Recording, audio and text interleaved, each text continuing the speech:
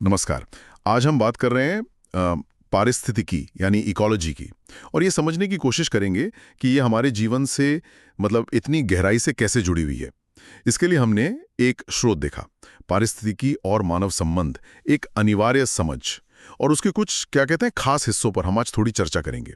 हमारा मकसद सिर्फ परिभाषा जानना नहीं है, बल्कि ये महसूस करना है कि ये विषय असल में हमारे लिए मायने क्यों रखता है।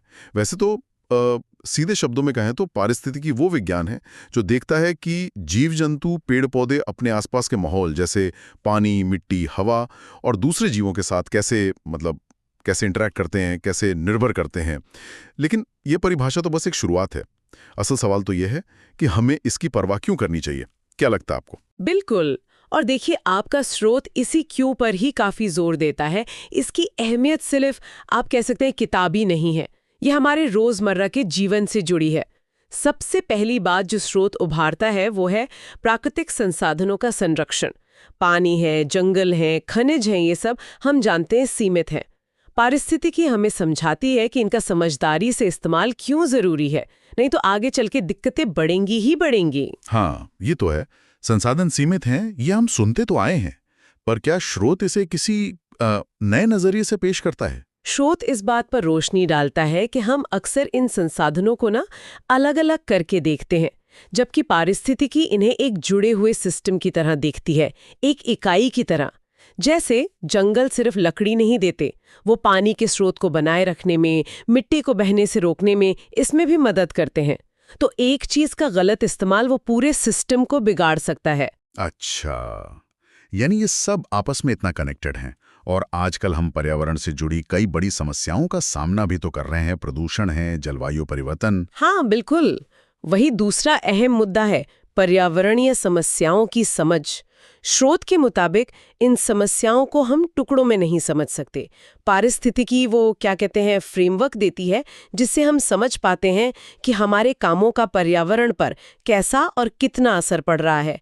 जैसे किसी एक इलाके में फैक्ट्रियों का धुआं, वो सिर्फ वहीं की हवा खराब नहीं करता, वो आगे जाकर मौसम के पैटर्न तक को प्रभावित कर सकता है। और इसी समझ से शायद समाधान भी निकलते होंगे। जैसे आजकल सस्टेनेबल डेवलपमेंट या जिसे हम टिकाऊ विकास कहते हैं, उसकी बहुत बात होती है। बिल्कुल सही पकड़ा आपने। टिकाऊ विकास मतलब ऐसा विकास जो आज की जरूरतें तो पूरी करे, लेकिन आने वाली पीढ़ियों के लिए संसाधनों को खत्म ना कर दे। स्रोत इसे सिर्फ एक नारा नहीं, बल्कि एक बहुत जरूरी संतुलन मानता है।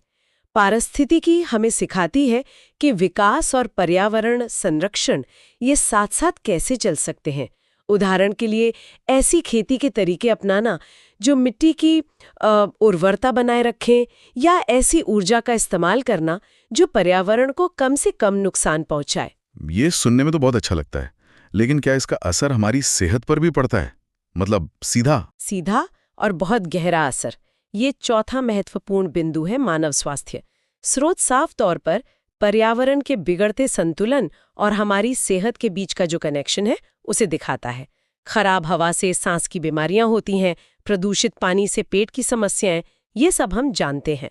पारिस्थितिकी हमें ये समझने में मदद करती है कि एक स्वस्थ पर्यावरण असल में एक स्वस्थ समाज की पहली शर्त है। ये सिर्फ बाहरी माहौल की बात नहीं है, ये हमारे अपने शरीर से जुड़ा हुआ मामला है। वाकई ये सोचने वाली बात है कि हमारा स्वास्थ्य हमारे आसपास के पर्यावरण पर कितना ज्यादा निर्भर करता है। और क्या प्राकृतिक आपदाओं से भी इसका कोई संबंध है? हाँ, बिल्कुल है। और ये पांचवा पहलू है, प्राकृतिक आपदाओं की रोकथाम। स्रोत ये बताता है कि कई बार बाढ़, सूखा या जमीन खिसकने जैसी आपदाएं वो प्राकृतिक संतुलन बिगड़ने का ही नतीजा होती हैं। जैसे आपने देखा होगा, मैंग्रोव वनों को काटने से तटीय इलाकों में तूफानों का खतरा बढ़ जाता है। एक स्वस्थ पारिस्थितिकी तंत्र वो एक तरह से प्राकृतिक सुरक्षा कवच जैसा काम करता है। अच्छा, यानी ये जंगल, नदियां, ये सब सिर्फ खूबसूरती के लिए नहीं है, ये हमारी सुरक्षा के लिए भी उतने ही जरूरी हैं। बिल्कुल। और ये हमें छठे और शायद सबसे महत्वपूर्ण बिंदु पर लाता है, जैव विविधता का संरक्षण। यानी पृथ्वी पर मौजूद तरह तरह के पौधे, जानवर, कीड़े मकोड़े, ये सब। स्रोत इसे पृथ्वी के हेल्थ इंश्योरेंस की तरह बताता है। हर जीव की अपनी एक भूमिका है। ये विविधता हमें भोजन देती है, दवाइयाँ, सोचिए कितनी दवाइयाँ हमें पौधों से मिलती हैं, और साफ हवा, पानी जैसी कितनी जरूरी चीजें। एक भी कड़ी अगर टूटती है तो पूरी चेन कमजोर हो सकती है। तो ये सारे मुद्दे संसाधन, पर्यावरण, विकास, सेहत, आपदाएं और ये जैव विविधता, ये असल में एक ही बड़ी तस्वीर के अलग-अलग हिस्से हैं। एकदम सही। स्रोत का सार ही यही है कि ये सब कुछ एक दूसरे से इतना गुंथा हुआ है, इतना इंटरकनेक्टेड है कि आप एक को छेड़े बिना दूसरे को नहीं हिला सकते। ये एक बेहद नाजुक जाल है और मानव गतिविधियां वो इस जाल के ठीक केंद्र में हैं। हमारा हर कदम इस संतुलन को बना या बिगाड़ सकता है। तो इस पूरी चर्चा का निचोड़ क्या निकलता है? ये तो साफ है कि पारिस्थितिकी कोई दूर का अकादमिक विषय नहीं है। ये हमारे आज और कल की हकीकत है। ये सीधे तौर पर हमारे जीवन की गुणवत्ता, हमारी सुरक्षा और हमारे भविष्य से जुड़ा हुआ है। निश्चित रूप से। और जैसा कि स्रोत भी बार बार कहता है, पारिस्थितिकी को समझना सिर्फ वैज्ञानिकों का काम नहीं है, ये हम सबका काम है। ये हमें एक बेहतर और संतुलित भविष्य की तरफ गाइड कर सकती है, रास्ता दिखा सकती है, अगर हम इसके सबक सीखने को तैयार हों। आज के समय में तो इसकी समझ पहले से कहीं ज्यादा जरूरी हो गई है। बिल्कुल।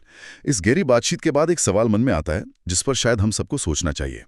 वो ये कि हम अपनी रोजमर्रा की जिंदगी में, चाहे कितने भी छोटे स्तर पर ही सही, इस पारिस्थितिक संतुलन को बेहतर बनाने के लिए व्यक्तिगत रूप से क्या भूमिका निभा सकते हैं।